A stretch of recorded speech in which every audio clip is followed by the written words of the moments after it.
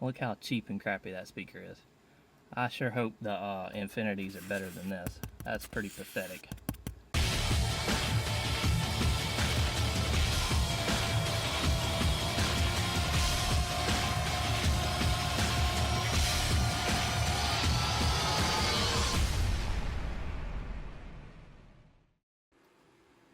Hey guys, what's going on? So I'm back doing another audio install video. If you happen to catch my other video, you'll notice I did a custom tweeter upgrade in my Dodge Ram 1500. That time I used JL audio components. This time I chose to stick with all Infinity reference components. So speakers, two-ways, tweeters, 6.5s. So this is the 2019 Mustang GT. It's a really nice car, enjoying it so far. But great thing from the factory is the stereo is less than stellar. It pretty much sucks. And so I did not get the shaker audio system in it. And so, you know, maybe that's part of the problem. That might be an absolutely awesome system, but this one doesn't have it, so I've taken it upon myself to see what we can do to fix that. I've gone ahead and installed a custom Infinity reference tweeter. I'll show you how I did that in another part of the video, and I'll link that spot in the description so you can find it easily. Really happy with how this turned out. The kit that comes with the Infinity tweeter has all kinds of different custom mounts and ways to install these things, but the stock location, you can actually pop the cover right off, do just a little bit of grinding to the bracket, and then the custom bracket for the Infinity tweeter will actually pop right in perfectly. And I use the mount that allows you to swivel the tweeter back and forth so you can aim it for better imaging, and so it worked really well. So the next step is I'm about to pop the center dash off and replace this 3.5 that's in the dash up here. And so then I'll move over to the 3.5 mid-range in the door, and then the 6.5 in the bottom door. And so then we'll repeat that, of course, on the other side and see how that goes. Not gonna mess with the ones in the back just yet. I kind of want to see how this goes and see, you know, whether it's worth it before I tear the entire back apart, because it is a little bit more annoying to get all of the door seals and the back seats and all of the stuff torn apart for those two speakers back there. So we'll see how it goes. But anyway, stay tuned, and like this video, please give it a like. If you've got any comments, make sure you share those or ask your questions, and you know, please subscribe so you can see more of this stuff. I've actually got some more performance parts in the mail right now. Custom tuner, air intake, some exhaust is on the way. So if you want to see that stuff, be sure to subscribe and follow along as we kind of do some custom stuff to the Mustang.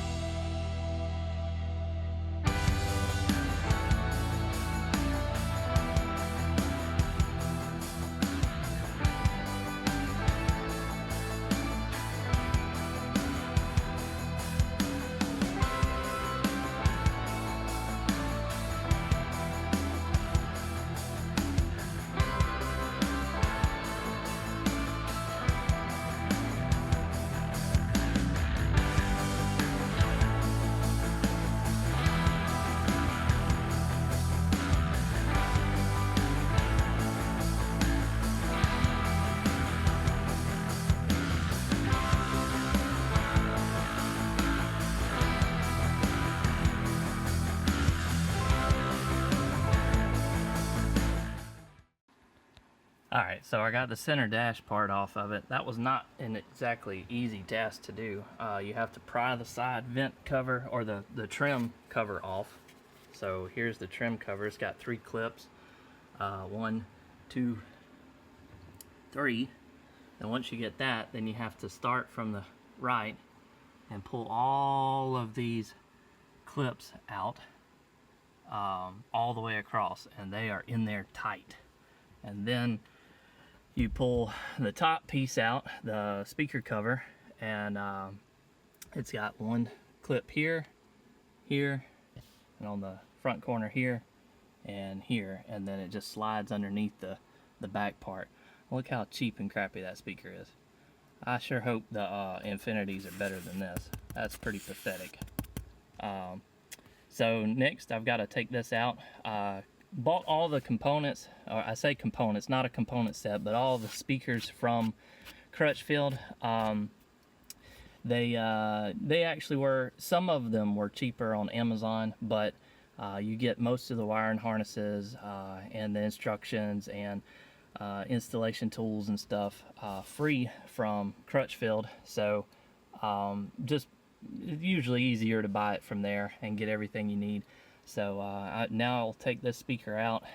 Crutchfield says there's not an adapter available for this one. The tweeters, I had to splice those in myself, or the upper mid-range speaker in the door. They do have an adapter that will plug in the 6.5 in the bottom of the door, so that one will be easier to do, but no adapters for the other speakers. So we'll take this out and see what we actually have and what we need to do from here.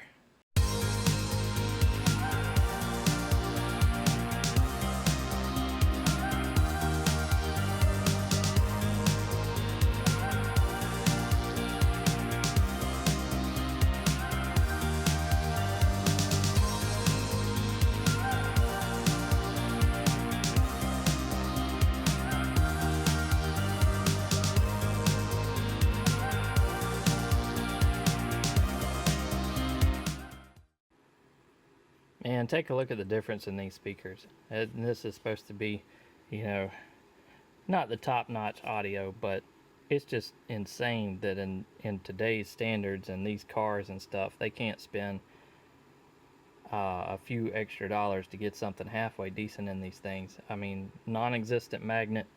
This is just ridiculous, this little paper cone. And you know, it's not like I spent a ton on these 3.5s. I think they were $65 for a pair. So I know, in the interest of keeping car costs to a minimum and all that, but geez, this is insane that for $65 for a pair, you know, you get a nice set of 3.5s. And so now I've got to get this plug cut off since there is no adapter, and get some terminals spliced into it. Shouldn't be too hard, and then plug it in, and then we'll test it out and see what happens with this particular one. So I got the passenger side door off. It's pretty interesting. You've got to pry the plate off the handle, and there's a 10mm screw behind it. That comes off fairly easy, although if you look at the plate that comes off, see this little keyhole right here. You can see where I actually scratched this part up a little bit, but there's a little keyhole here, and so you have to have something that will insert behind that keyhole and pop it out, and there's the one clip that holds it in. But that bracket or clip, you can't pry it out that way. So but that comes out, and then after you pry the door panel piece out for the controls and everything, there's another 10mm bolt that holds it on, and then there is a clip that holds it on over here on this side, and then another one down here, and then across the bottom, and then the whole panel just slides off. What's interesting is there's another super crappy 3.5 that's up in the top part of the door, just cheap paper, just like the one in the dash. But what's surprising is there's actually a pretty decent looking woofer. You wouldn't call that a subwoofer, that's for sure. But the material is so much better. It's actually kind of a plastic with a good rubber surround. So that's pretty interesting that they went to the trouble to put this nicer speaker in here, and then the rest of them are all crap. But I've got a coaxial speaker two-way to go in here, even though I know that's probably a waste, because again, like most systems are now, this is just low frequency, and so then you've got your mids and highs coming from here, and then of course your highs coming from your tweeters. But again, keeping everything matched, I went ahead and bought and I'll show it to you, the 6.5 two-ways to put here, because I didn't want to buy the full component set. I just couldn't find one that I really liked, and again, keeping everything infinity reference, I bought the two-way speaker, even though I know that the tweeter will probably not be used whatsoever. So anyway, let's get it all taken apart and put back together. Again, there's no wiring harness for this part that goes to the mid-range, so I'll have to cut this and put some spade terminals to plug into the new speaker. This 6.5 actually does come with a wiring harness from Crutchfield, so we'll be able to just clip right in to the speaker harness here and then plug right back into our new speaker. So we'll see how all that goes. So I just finished replacing the upper mid-range speaker, the 3.5. So again, it's the Infinity Reference 3.5 speaker. They say that you can use the existing bracket that came in the car, so this black plastic piece, and you can undo this cheap paper speaker off of it and you use this bracket. But I found out that when you do that with these speakers anyway, Crutchfield says you can reuse the bracket. When you do that, it's right flush up against the grill in the door, and it's touching it, and it causes a lot of vibration against this rubber surround on here, and this tweeter sticks out from the front ever so slightly, and it's flush up against the door. And so I took the bracket out completely. I thought about modifying it, trying to cut it down, but it just seemed like way too much work. And so the existing holes, there was 1, 2, 3 screw holes to hold that bracket in, and luckily the existing 2 holes were perfectly aligned to put the tweeter in, and it rests up against the sheet metal right behind the door, so there's no vibration. I went ahead and put the gasket in along the back side of it, tighten it down good, use the existing wires and poke through the hole in the door and crimp them on the back of the 3.5, and it works perfect. So now I don't have it resting up against the door, causing all the extra vibration. Again, I had bought the 6.5s two-ways to replace these, but once I put them in there, either the frequency response or the power, I'm not a genius at all this, was just too much. They were bottoming out and sounded absolutely horrible. And so I put these are the best speakers in the entire car from the factory. They actually have a pretty good cone on it, and so I put these back in. Sounds fine with them in, and so I'm gonna leave those alone and just replace the tweeters. And so again, this is the last one. I'll show you how I fabricated the bracket for this, and I already have this side in, and I replaced the center speaker as well, and made a gigantic world of difference in the sound in this thing. So I'll show you the tweeter next. Alright, so I've removed the pillar with the tweeter in it. So here's the entire pillar. Here's what's left. So you've got your airbag up here.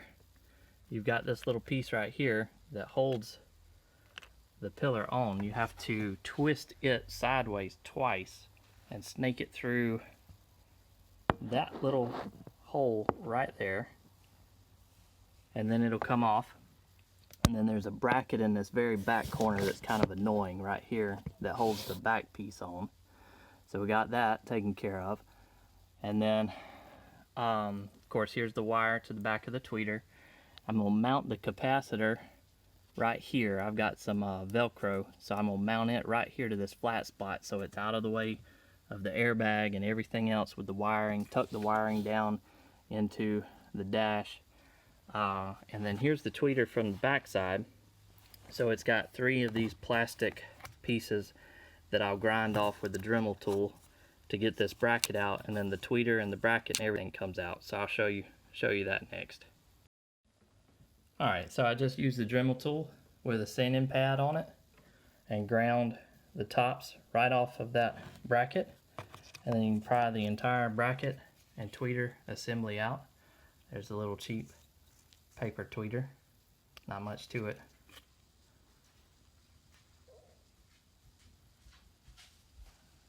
Made in China, just like everything else.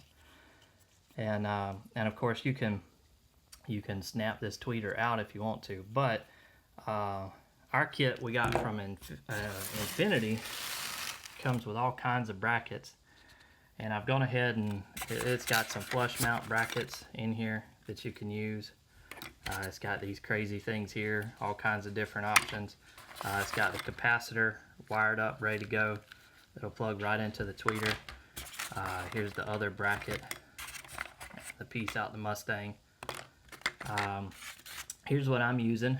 It's the flush mount, and it's angled, so you can put the bolt through it and everything, and you can angle this thing whatever direction you want it in.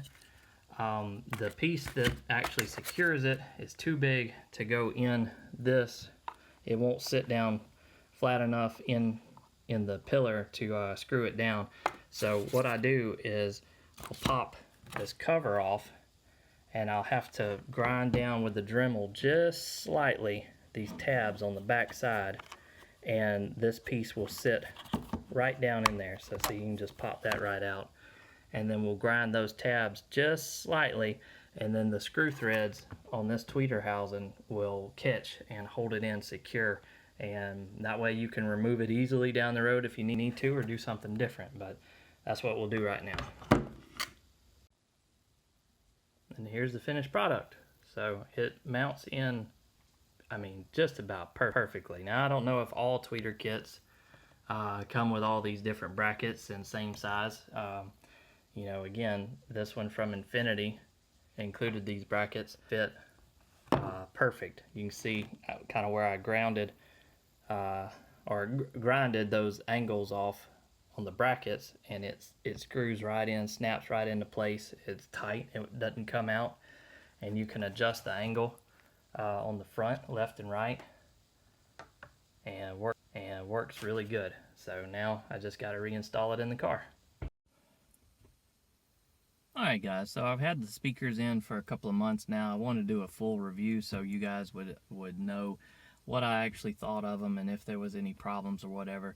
So I did actually end up blowing the center channel speaker. I don't really think it's pushing too much power off the stock setup and amp and everything. Maybe I just got a dud. So I had to snatch the whole dash back out again.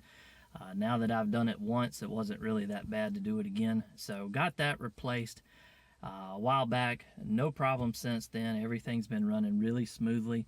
Overall, very happy with the sound quality from Infinity. And again, we're using the stock amp. I didn't want to go all out with an aftermarket amp, have to run new wires and tap everything in. So, you know, it was just trying to get a little bit better sound quality out of it. So, very happy with that. Few minor issues about the bracket on the upper 3.5s that I had to take back off.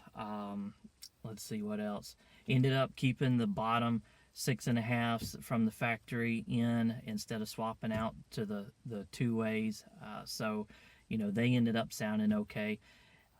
The crystal clear highs and mids, beautiful. I didn't do a sound comparison before and after because honestly, you know, you can't pick up the detail a lot of times on a cell phone or a GoPro camera without having a really nice microphone or something like that. So you probably wouldn't have been able to tell how much change there really was anyway. On my other tweeter video I did on the Ram, Somebody said, "Oh, it sounds worse after the fact." It definitely does not sound worse. It's well worth the effort and the little bit of cost associated with it. One thing I will mention, I'm not going to include in this video because this was just kind of an install and review, but I'm going to have another video up shortly. So be sure to check back in on that one too, because I've been using the Forescan utility. That's a software program on a laptop. Been using it to do different tweaks to the system and stuff, and I actually found online, when I was trying to see what all you could use it for, I actually found online that you can change a setting to disable the factory presets, or the I'm trying to think of the word, the factory equalizers that come set in this thing. And I wasn't real sure about it, but I'll go into more detail in another video and show you how to do that. If you want to subscribe or follow along, or check back for that video. It made a tremendous difference. I could turn the volume up on the car 20 plus. All you get was highs, no bass whatsoever. Even if you turn the treble and the mid-range down and turn the bass all the way up, it just absolutely stunk still for bass. Now, I know we didn't do a subwoofer, and it's just stock speakers as far as the bottom end is concerned. So I wasn't looking to rattle the mirrors or shake anything in it, but it would have been nice to have a little bit more bass to it. So this disables those presets and the bass roll-off, and it made night and day difference. So if you're doing a speaker upgrade and you get done with it and you're still not quite happy with it, you really probably ought to check out the other video and this Forescan utility, because just making that one change after all of the stuff that I went through with the tweeters and mid-ranges, everything, center channel, it completely woke the system up, and I'm happy with it. I still have not done the rear speakers. That's still on the to-do list, but now it's really not that much of a necessity, in my opinion. I will get around to it because I want them all to match. I want everything to sound really good as it can, And so, but again, that one setting to disable that factory EQ or equalizer setting, and you still have the same controls in the radio. It doesn't do anything different there, but now I actually have the treble and the mid-range is turned down slightly and the bass all the way up. You can roll the volume up to 15, 12 to 15, and it's like a whole new car. So overall, I'm really happy with the way it turned out. I could have spent a lot more money on other speakers, higher end speakers, but again, with the stock amp in this thing, I didn't want to go too high end and then it not be able to push them correctly and it sound like crap. So stuck with the Infinity reference. They don't historically take a lot of power to push anyway, so they sound really great. Eventually, maybe I'll go with a JL Audio Stealth box, trying to keep the weight down in this car because I do track it. But I'd like to put one of those in the trunk with a JL amp to drive it. I think that would take care of all bass issues, obviously. But yeah, for the amount of money we spent on this and just a little bit of labor to install it, went really well. Happy with the results, and I'd probably do it the same way again. So if you enjoyed the video or if it helped out at all, give it a thumbs up if you want to. And got a lot of other Mustang content on the way. A lot of parts I've installed and been testing out. So if you want to subscribe and follow along, I'll have those videos up soon. And I appreciate the watch and hope you guys have a good one. Thanks.